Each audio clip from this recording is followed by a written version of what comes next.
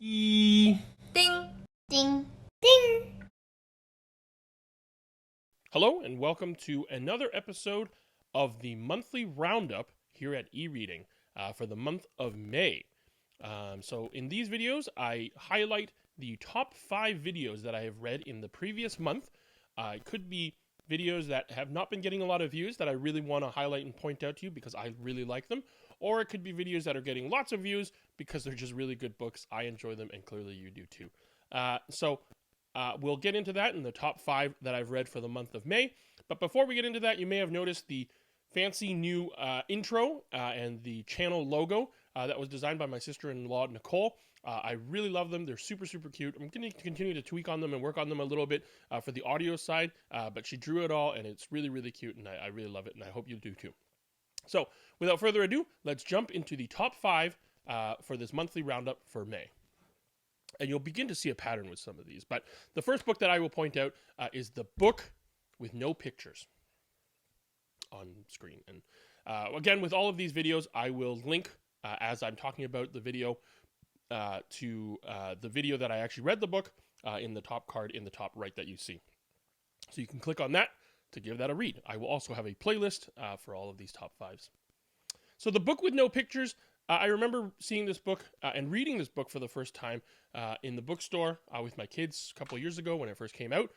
And I remember that after I finished reading it, they asked me to read it like 2 or 3 more times. And it was a little silly to read it in the bookstore because of all the funny noises, but I really enjoyed it. They had such a kick from the book, and I really, really thought it was very funny. And so when I remembered about this book for this channel, I was very eager to get it and read it, and I had lots of fun. In fact, when I borrowed the book, when I finished reading it, the kids took it and they read it to each other. And that's what is so great about this book. Most books teach kids that it's good to read and to use your imaginations, which are so true. But this book teaches the fun and the joy of reading to others. And especially since this channel is about reading to others, this was a great book and a no-brainer for me to keep in the top 5 for this month of May. I had tons of fun reading this book. If you've never read this book, you should get this book to read to somebody else. The Book with No Pictures. That's my number 5. So these are in no particular order. In number 4, in the beginning of kind of this group of pattern that you'll see, is The Proudest Blue, a story of hijab and family. This is the first book that I'm putting on my on this list that is from the Blue Spruce Awards, and that is our provincial public library association. They put out an award every year, and they have 10 nominees for each different kind of age group, highlighting new children's books and authors.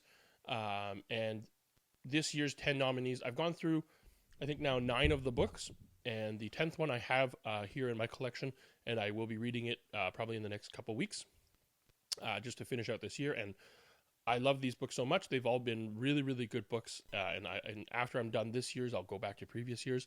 But The Proudest Blue was such a surprise to me. I didn't really know the details of what it was going on. Obviously, it was going to be about hijab. And it's about Muslim culture and understanding that I don't know very much about. But my favorite thing about the book is that it's not subtle, but it's told from the perspective of the younger sister, and it's really about the sister connection. And there are people making fun of the older sister and her first day of wearing hijab. It doesn't really faze the older sister. It fazes the younger sister, having seen it. But that older sister is kind of that strength that the younger sister needs to kind of understand, her own cultural beliefs and religious beliefs, and how it, interacts with other people, and how she can be strong, and how she can be proud of who she is. And, at the end of the day, even though she's been so frazzled and she's been so shaken, I guess, by the events that happened to her older sister and what she's witnessed, she's expecting, tears and just the whole world to just be kind of upside down. But at the end of the day, her older sister is fine. The older sister is very comfortable in who she is.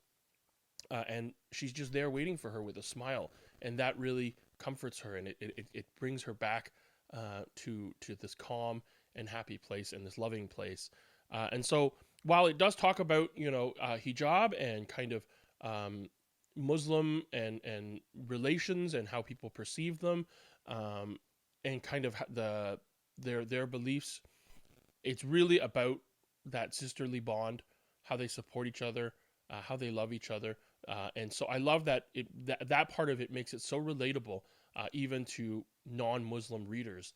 And so I really, really enjoyed this book. I was so surprised, and I definitely wanted to bring that up as one of my top 5 for this month of May. The Proudest Blue. And so number 3 is The Truth About Wind. This is another book in the Blue Spruce Awards nominee for 2021. This is a book about telling the truth, or more specifically, I guess, about telling a lie and how that can build on itself, and how you need to keep lying, and how it tangles up, and it kind of, it causes all this discomfort, even just internally, this guilt. I love that it doesn't, I guess in a lot of children's books that kind of broach this topic, it often talks about, the consequences of hurting others, the consequences of what happens when other people find out. This really talks about that, or really illustrates that guilt. And very literally, in the pictures, the leash of truth, the horse, as this lie gets bigger and bigger and more unwieldy, the horse, his leash gets longer and longer and tangles up the little boy until he's literally tangled up and can't really, he feels so terrible, he can't eat, and he feels just suffocated by his own lie. And that's just great visual storytelling. But I love that it's told from that perspective, that it's the perspective of that kind of feeling deep in your gut when you know something is wrong. I love, especially at the end, even when he realizes that he needs to, give up the horse and be truthful and return it to its owners, how he hears the owners come, and how it's just the one line that it talks about, he's actually heard it every day this past week, he's just chose to ignore it. And I love that it's told from that perspective, that he's making all these active choices, and it's suffocating, and that truth slowly comes out, and at the end, how he's so freed by it when he gives it back, and the girl who finds that toy, her own toy, the rightful owner finds the toy, she's so happy, and he's so happy. He's so happy that he knows that the horse is back with its rightful owners, that he's freed from these lies. I didn't expect this. I didn't know what this book was going to be about. I thought it was going to be about a fast horse. And I guess it was about a fast horse. And I guess I should have taken a clue from the title, The Truth About Wind. And it's about the truth and lies. And so this was a great book to start conversations with children about lying and truth-telling and how that makes us feel. And I think all of these Blue Spruce Awards nominees have that quality where they're good stories, but they're really good opportunities to start conversations with your kids as well. And it kind of does it more subtly. It's less on the nose about it. So that's number 3, The Truth About Wind. Number 4 is The Bad Seed. And this is a series of books. I guess this one first came out, and then there's been Good Egg, and I don't know if there's been others, but that's on my list as well. But The Bad Seed, it's one of these top sellers that have always been on these top lists for children's books. I've seen it in bookstores. I've never had a chance to read it, and I read it for the channel. And I guess I like it because of the message that it gives. That sometimes our circumstances, sometimes things that happen to us in life can give us negative emotions, can force us to react negatively. And it doesn't say that that's a bad thing, and it's not. Sometimes when bad things happen to us and we react badly, that's just human nature, and that's really important to tell kids and to tell adults, really. But the main message of the book is that the seed chose, after being bad, after having these terrible things happen to him and being bad, he chose to be good, and how it's one of these internal decisions. It doesn't matter what other people think; they can choose. And I often tell my kids, that we can't control what other people do. We can only control what we do, right? And that's what this book really highlights, that message in my mind, that he had circumstances happen to him, and he couldn't really even control how he was feeling at the time. He tried, but it was just too much. He felt all these terrible things that happened to him, and he became a bad seed. And other people were calling him a bad seed, and he was just seen as this bad seed. But he chose to be good. He chose to try to be good. And I love as well that after that choice, it wasn't a light switch and he was just all of a sudden good forever. He was still bad, and the book highlighted that he tried to be good, but he was still bad, and that's okay. But he was actively choosing to be good, and what a good message to teach children and to have discussions with your kids about as well. And so that's The Bad Seed. I look forward to reading The Good Egg, and I'm going to guess that's kind of an opposite kind of thing. Let's see. So that's Bad Seed, number 4. My number 5 book, without a doubt, and it's actually, it was the first one that definitely came to mind, is My Day with Gong Gong. This video, as of time of recording, accounts for about half of all of the views of my channel, and it's been a very popular video, and it's a very popular book, and it's another Blue Spruce Awards nominee.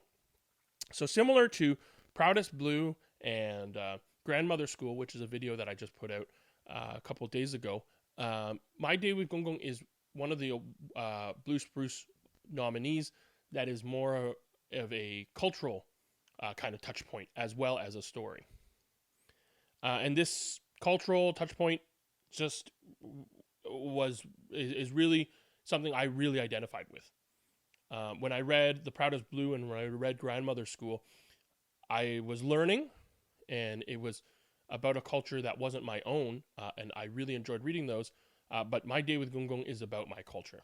It is about a Cantonese, family. It is about a family living in Toronto.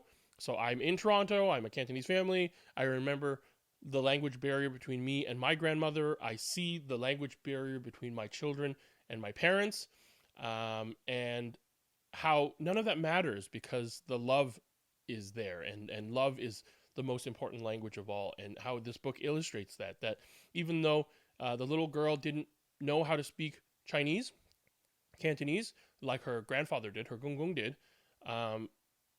they made a connection, and they love each other, and it really showed at the end. And she was a little frustrated in the beginning, but through that day, they have lots of memories created, and they form a really, really good bond. So it's really touching to me.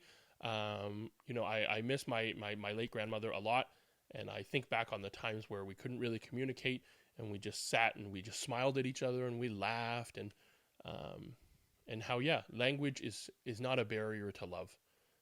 And so My Day with Gong Gong, a beautiful book, set in the city that I live in the culture that I know and I am a part of. So that's definitely one of my top 5 that I've read this month. So 3 of these 5 books were from the Blue Spruce Awards for this year, for 2021. The other couple that I wanted to put on this list, but I ran out of space, so I'm sort of cheating here. Bad Dog, Box of Texts, and Grandmother School, as I mentioned. 3 other ones that I read that I really, really enjoyed.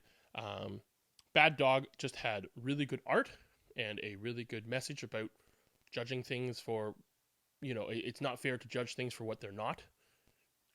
And actually, that was the winner this year of the 10 nominees of the Blue Spruce Awards. Box of Texts, a story kind of about envy, jealousy, working together, rivals.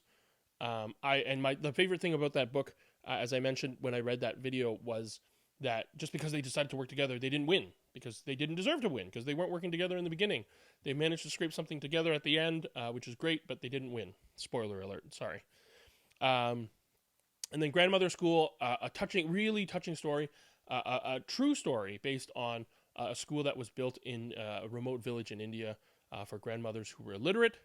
And it's great that they put on pink saris as their school uniform, and all these grandmothers go and they learn how to read and write, and they were successful in teaching them how to read and write. And it's just so heartwarming, and I love. And so again, similar to Proudest Blue and My Day with Gongo, it's a cultural story.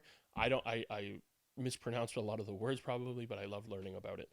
So those are the 3 other ones I want to highlight from the Blue Spruce Awards. I'm almost done with those. There's only one more that's coming later. So I sort of cheated, top 5, but added 3 more, so top 8. But 2 other honorable mentions that are I really enjoyed is Alligator Baby and Up, Up, Down. And so those were with guest readers, and my guest readers are usually my children. And so for Alligator Baby, little E, my daughter, read with me, and she really enjoyed this one because she was able to do funny voices, and she was the voice of the mother, and she really enjoyed that. And then the other one was Up, Up, Down. We read with my daughter, little E, and one of her best friends, little B.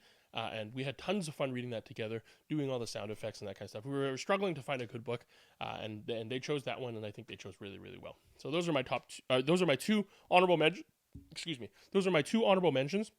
But that is my top 5 for this monthly roundup. It was really difficult this month narrowing it down to 5, or I mean, I cheated a little bit in 8, but let's say 5, because there were a lot of good books, and this has been such a fun journey for me to read more books, more children's books, and to start these conversations with my kids. When I come home with a big bag of library books, my kids are so excited, and they dig through them as well. So I'm really looking forward to continuing, and thank you for watching with me and reading with me. And I hope this channel has brought some joy to your life or to your kids' life, whether or not you have kids. I hope you enjoy it as well. So until next episode, until next monthly roundup, I'm Elvin. This has been e-reading. Thank you very, very much for watching. Oh, this is one of the videos. The monthly roundup are the only videos, as I categorize them on YouTube, where you can leave comments. So please do leave comments here for book suggestions or author suggestions that you would like me to put onto my list, so that I can read them in the future. But until next time, be gentle and kind with one another. Bye now.